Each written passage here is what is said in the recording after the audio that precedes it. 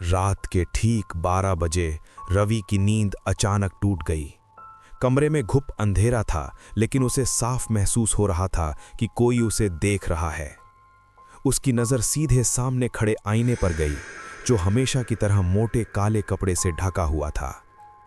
उसी पल कपड़े के नीचे से किसी के नाखूनों के रगड़ने जैसी आवाज आई, खर खर। रवि की सांसें तेज हो गईं। उस आईने के अंदर जैसे कोई बेचैन था। हवा ठंडी नहीं थी, फिर भी कमरे में सड़ांध भरी गंध फैलने लगी। ऐसा लग रहा था जैसे किसी पुराने बंद कमरे को सालों बाद खोला गया हो।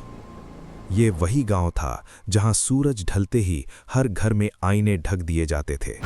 दादी हमेशा कहती थीं, रात में आईने खुले नहीं रहते, लेकिन कभी वजह नहीं बताई।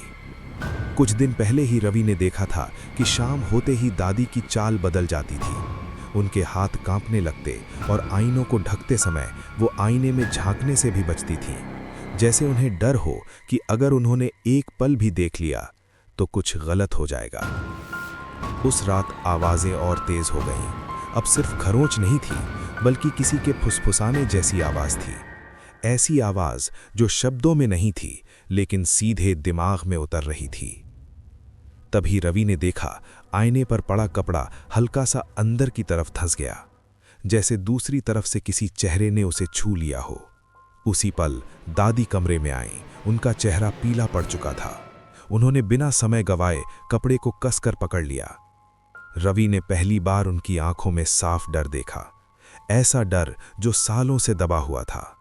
दादी जानती थीं इस गांव की सच्चाई। कहा जाता था कि सालों पहले यहाँ कुछ लोग बिना चेतावनी के मर गए थे।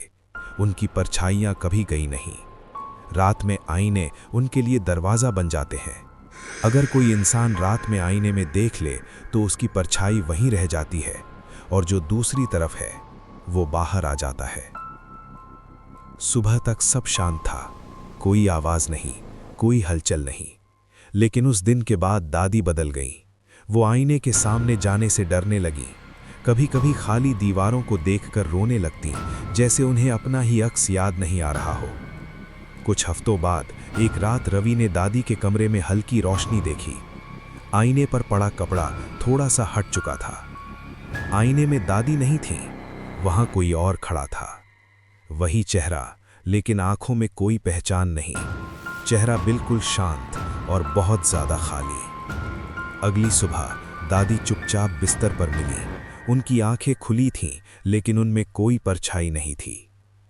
उस दिन रवि ने खुद अपने हाथों से सारे आईने ढक दिए, क्योंकि अब वो जान चुका था, इस गांव में रात को आईने इसलिए नहीं ढके जाते कि कोई अंदर न देखे, बल्कि इसलिए कि कोई बाहर ना आ सके।